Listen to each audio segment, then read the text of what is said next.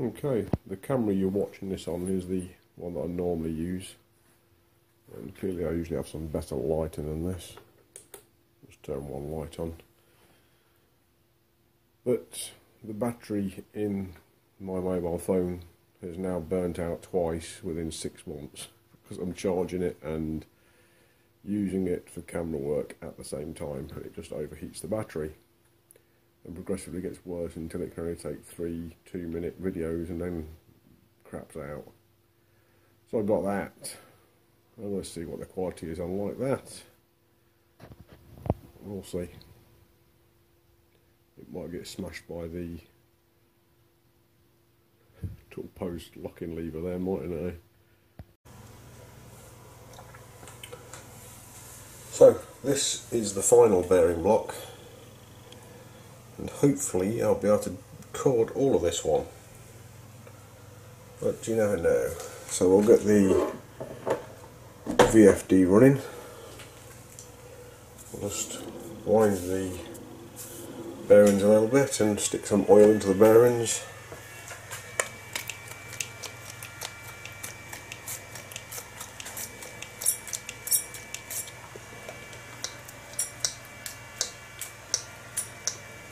I might use the power feed, so I'll lubricate the power feed up. And the bearings at the other side of the power feed. So they're all lubricated. Now, it's been a week since I've done this, because I've been working all week. 12, 14 hour days, sometimes 24 hour days. And I'm back at it, and I believe I've got my little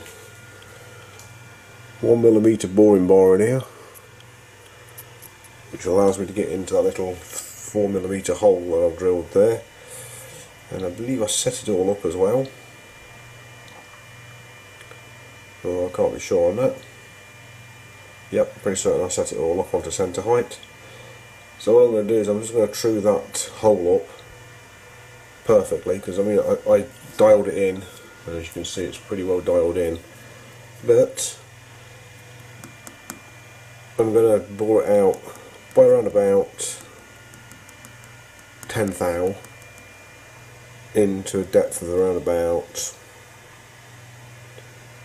250 thou, whatever the length of that boring bar is, and that will allow the bigger drill to start in 1/4 of an inch before it gets into the slightly out of true hole, and then it should guide itself through. That is the theory, and it worked on the last one. So this is the third for the first table. This is the third and last bearing for the first table, and I've got the other 3 bearings for the second table to make, but this one here, we'll see what happens. Into gear, direct drive, spin the lathe up, and that should be an ultra stable image now instead of vibrating everywhere.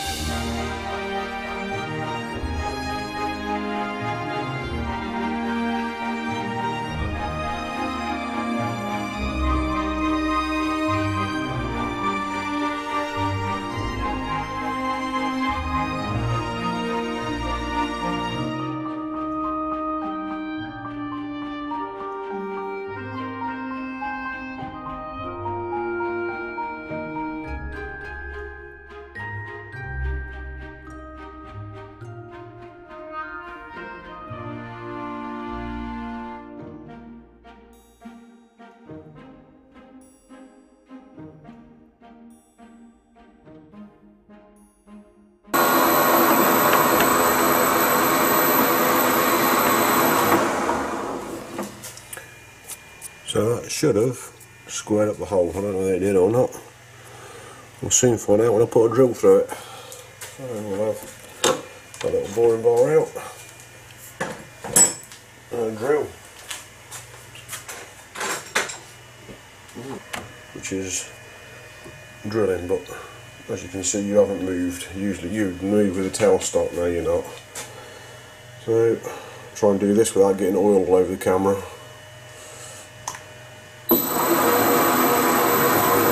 Oh, I've touched the camera.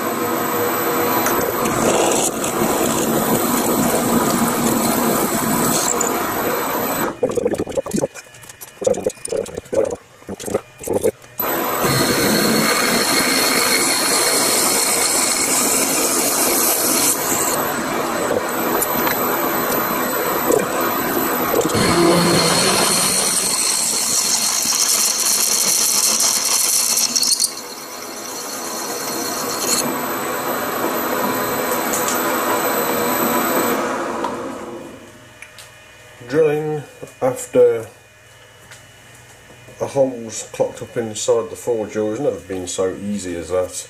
Just that little operation of using that boring bar. I can't believe how much easier that was. So now I've got it out to a reasonable size, I can stick in the 12mm boring bar.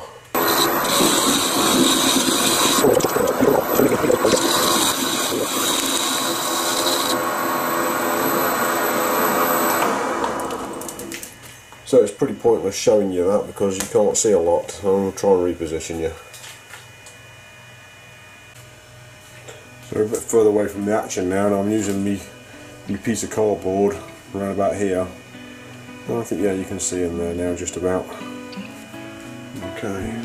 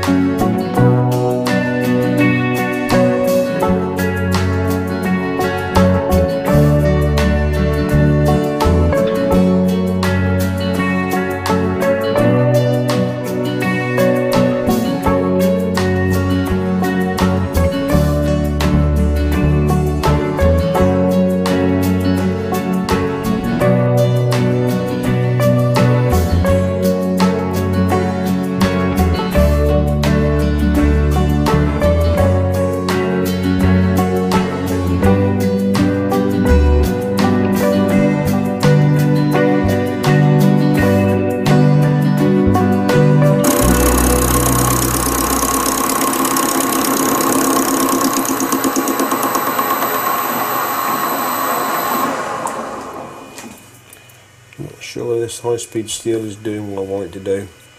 It's not really playing ball games. I think it needs honing. So I'll whack a piece of carbide into it just for speed.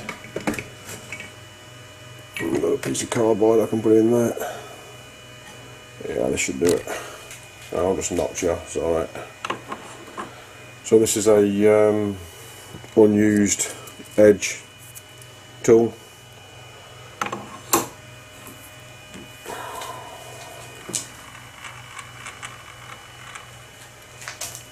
So should be using the unused edge now.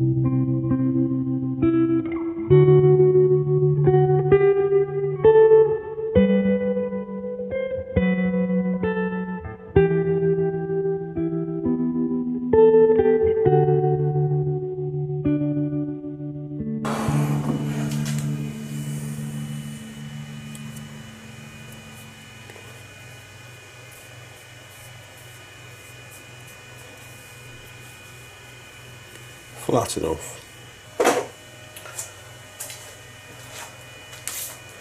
So what I'm going to do is I'm setting my calipers to 500. 503. Okay, now I'm going to put that gap in between my carriage stop and lock it up. After, obviously, I have touched the face with the tool. So I've touched the face with the tool. Now I'm going down to my travel stop. That gap is now set. Just lock the travel stop up.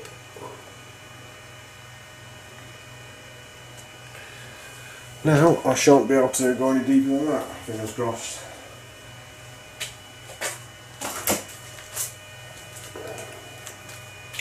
He says confidently. Now for the first few cuts, until I get a decent ridge in there, I'm going to have to use my cardboard to shield me. But after I get a decent ridge in it, the chips stay inside it and fall out when you retract. But for the first part, they will be still flying out of this gap here and pinging red hot metal all over me, which I don't like, so I'm going to hold me Cadbury's 99 flake packet up until it stops flicking stuff at me.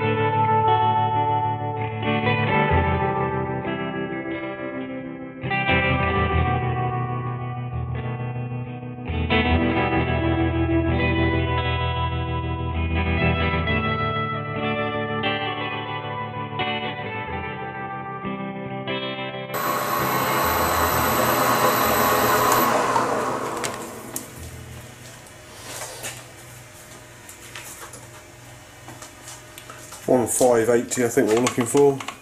I think I've gone over. I don't know. 1602, oh dear. Oh dear. Oh dear. Oh dear. Oh no. Oh no. What's happened? I'm trying to get some of this stuff out. Maybe. And we'll get this out of the way. And I think I've gone a little bit on the big side. But to be fair, it's not great. It'll do. Yeah, it's got 20 thou play in it. I'll get some grease in there, that is for sure. Get some of these chips out. Hopefully. These chips out. Put it into neutral.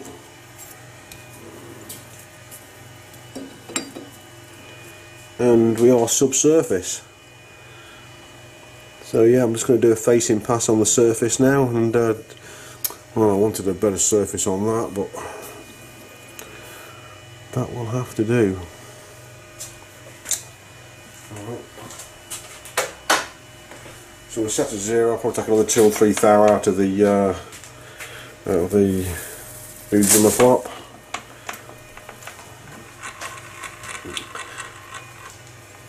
Right, the boiling is down to 40. So yeah, about there somewhere. Sometimes helps if you put it to gear.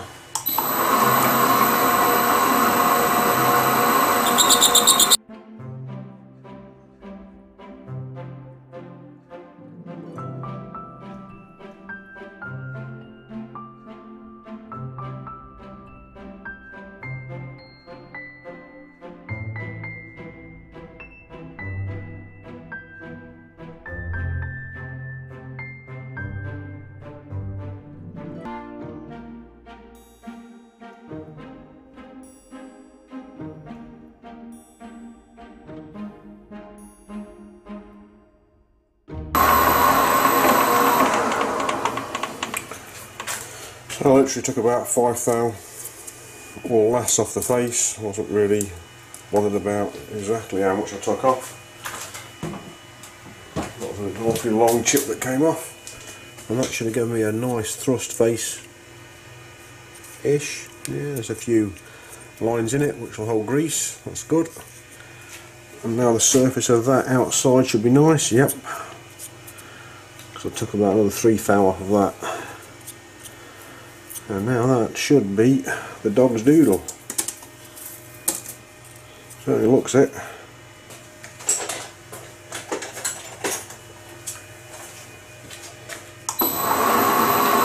Danger, danger.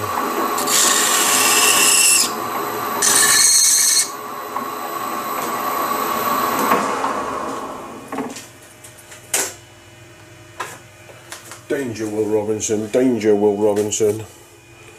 Warning, warning, don't do that.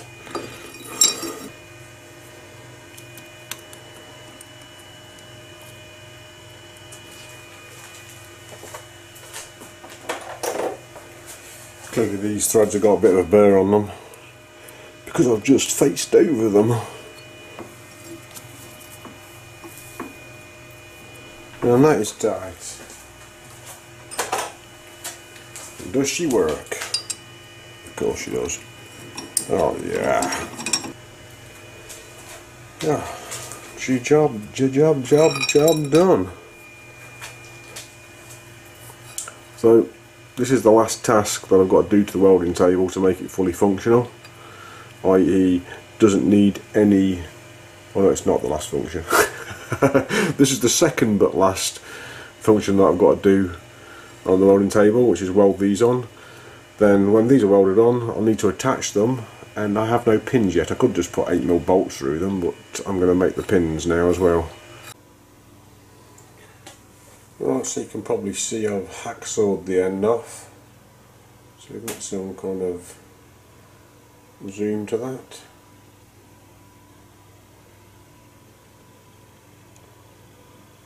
Yeah, so here you can see that I hacksaw it off. I used a little junior hacksaw here. Hacksaw off. I parted it down to a certain depth, as you can see. Didn't want to push my luck. And I was trying to do these things quickly. You can see the other 3 bearing blocks which I haven't finished off yet. And 2 pins that I've made, which I'm using a centre in them. And that's it, simple as. One more operation to do on these pins is I'll set them up in a V-block and then just poke a hole in the end to take an R-clip. And that's the pins. I need 6 of them for the adjusting arms, and that will have the table working. Obviously after welding these on. So that's the operations for today, because I am going to bed now, getting a bit tired, and there's enough stick out on that to do 1 more on that and 3 more after that, and we shall be done with the welding table, and I will be able to use it properly instead of sort of having to balance everything on one side of it to make sure it doesn't flip over. Because if it flips over, it's a heavy beast. If it falls on me, it will cut me in half. One big heavy beast. So that's that. And me new camera stuff. Well, I'm liking this. The steadiness. Usually when if I do this, at the moment the whole lathe's moving, it's rocking around a little bit, just a little bit, but it's making the tailstock vibrate a little bit, and the camera was attached to the tailstock. Not anymore. It is now attached to the wall. And this was the setup for that. Can't go too high because it's just a complete mess inside the kitchen at present, but there we go. That's what we're all looking at. And yeah, the lathe needs a clean again. It always needs cleaning. As soon as I clean it, it gets dirty. But, I don't let it get too bad. That's about as bad as it's going to get before it gets it clean. So I shall finish these 3 pins off, 4 pins that are left off. Then I will clean all the chips off. Next is that. And that is a chunk of stainless steel.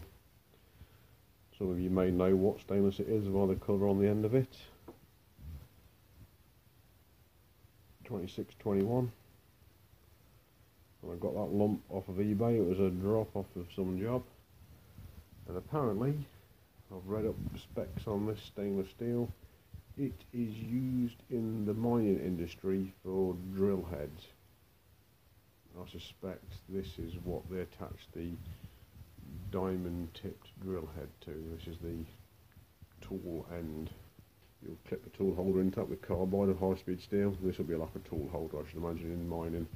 And the reason why they use this stainless steel is because it is extremely good at high temperatures and highly corrosive environments. So this is going to become a pulley for outside of my wind turbine, along with a piece of 316 stainless steel, and that, which may not seem very substantial, is a 3mm wide, thick, and 25mm wide, and more than that. Luke. All the way around, yeah, 25mm.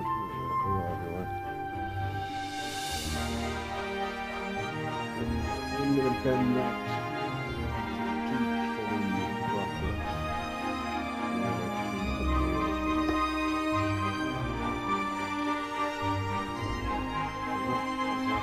Then I'll be able to lean and lower the turbine without having a 45-degree angle on the winch cable when it gets towards its highest position.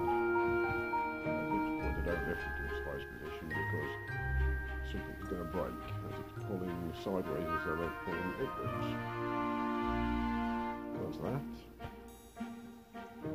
And that is a screw cutting gauge for acne. So there's some acne threads coming up because I just received that from eBay.